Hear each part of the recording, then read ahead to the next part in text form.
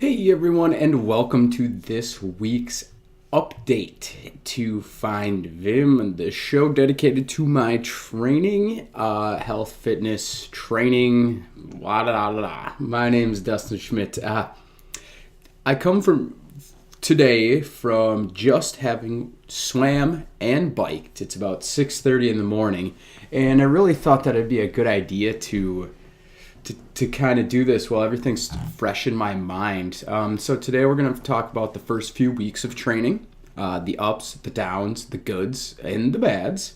We're going to discuss some tips to make it through the first few weeks of training, how to keep your mind occupied during long sessions, should you train with a group, should you train by yourself, and finally, in some cases, what it looks like to train as in both a group and by yourself. Today marks roughly 3 weeks ish since I started my training. My initial thoughts on training were that it was going to start out really, really tough. For some reason, I had in my mind that I was going to be training like 5 hours a day. That's all I was going to do. Don't get me wrong, it is a lot. But I do feel like I was wrong with my initial assumption. Training seems to start off for the first week almost at a snail's pace. Maybe it's because I consider myself already to be in good shape. I've had experience with these types of workouts. I've done a few other endurance type things before, but it was definitely not what I expected. During the first week, lots of thoughts went through my mind already, and I think I've talked about this before. Is my training going to pay off on race day? Will I be prepared?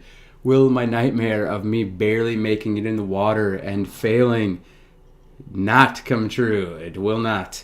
We will see though. The only thing that has stopped these thoughts, in fact, it is the fact that I have to trust my training plan. I have to trust that this plan was built and it had the end goal of the training plan was to do the Ironman. I have to trust that plan is going to allow that to happen. This plan takes time to set up. A lot of thought went into it. A lot of processes went into it. So I have to just trust that fact.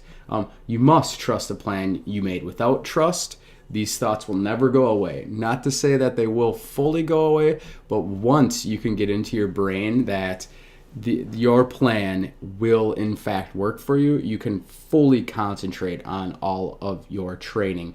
You must trust that you and whomever set up the program for you took the time to ensure that you will be prepared for race day. And I think in most cases that will be the fact. Did this completely stop my nightmare of jumping in the water and being pulled out within seconds?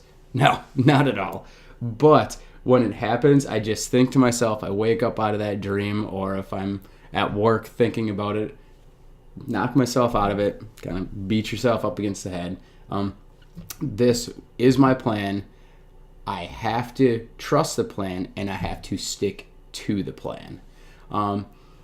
This has been one of the biggest downs and bads for me thus far, and hopefully will be the biggest. To me, if thinking about the plan is the worst thing that happens during my training, that's all right. I could care less. After all, it's much better than a few of the other things, like getting hurt, for example. What I've found this time and previous times in training is that consistency is king. Sorry, coffee. I know I shouldn't be drinking it. I am hydrating well, though. But work is coming soon, so I need to have my coffee in as well. What I found this time and previous times in training is that consistency is king. Being consistent and not deviating from the plan is 100% essential. If your plan says bike in the morning and run at night, damn it, you better be doing that. Don't say, well, I can just bike in the morning. Don't. One excuse turns into two, and finally you've lost track of the reason why you are training. Speaking of the reason why you are training, make sure you think about this really, really hard when you set out to do something.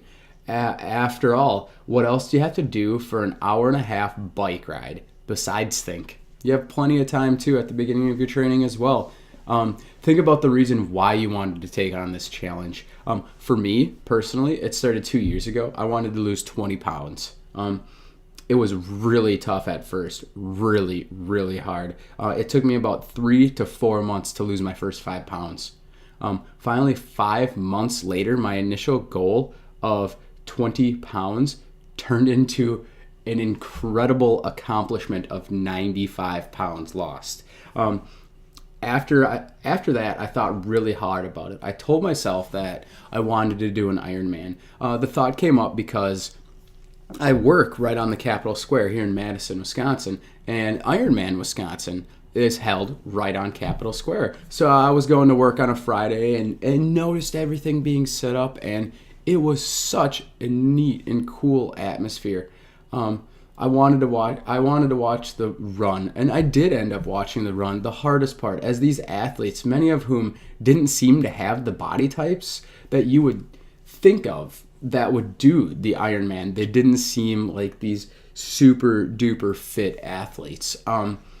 And you know, I told myself, if they can do it, so can I.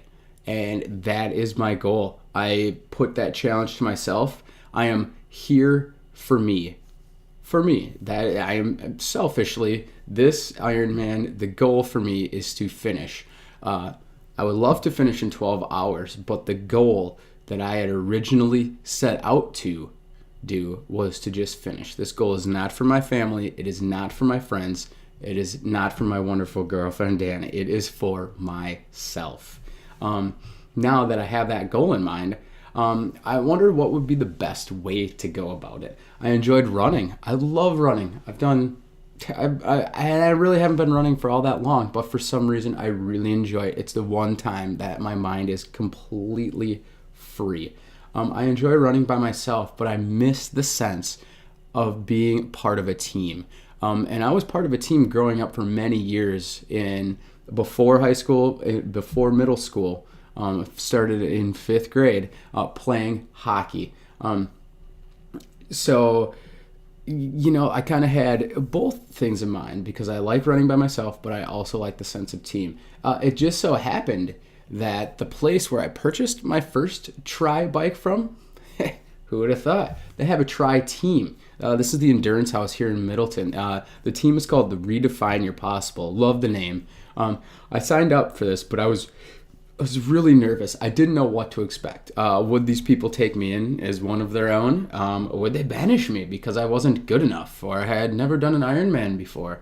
What I found out was that these people really are some of the most amazing people that you will ever have the opportunity to meet. They invited me in, and right away I felt like one of them. They were willing to talk with me, to answer all of my questions, even though you could tell some of these questions that I was asking had been answered a billion times already.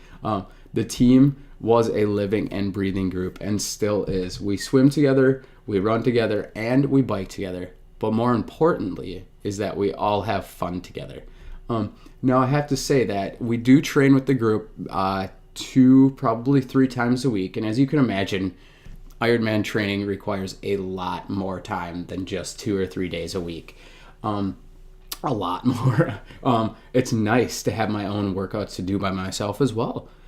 This allows me to push myself at my own pace and not anyone else's pace, which is very important because on race day, it is going to be up to me to set my own paces and set my own limits.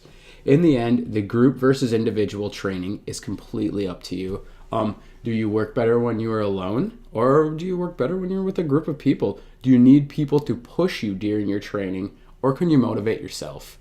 Even more simply, do you want to be part of a group? Do you enjoy talking? Sorry, alarm is telling me that I must get ready for work. So there we go.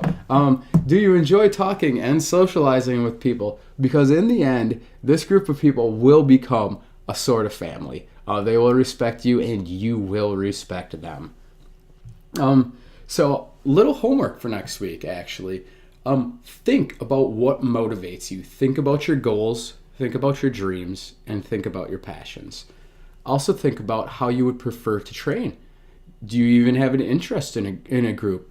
If you don't, that makes it easy. Do you have a hard time being motivated and need help? This is definitely an area that a group can help you. Do you want ideas and stories to help you with your training? If anything, just for the stories to be part of a group. I would suggest writing these all down. Hey, maybe a pros and cons list, and see which one outweighs the other. So, sorry we had to cut this one short. I had a lot more I wanted to go over, but we're just going to have to save that for next week. So thanks again for joining me. You can find all the show notes and anything that I ever talk about over at the website that I'm hosting all of this on is IronmanLouisville2014.com. Or if you've been a longtime listener of the Find Vin podcast, you can also get to the same IronmanLouisville2014.com by going to findvim.com. You can also write or contact me with any questions, comments, concerns, profanities. You can get a hold of me by emailing ironman@dustinschmidt, SCHMIDT.me. Thanks again for joining everyone on this wonderful Friday morning at 6:45, and remember to follow the journey.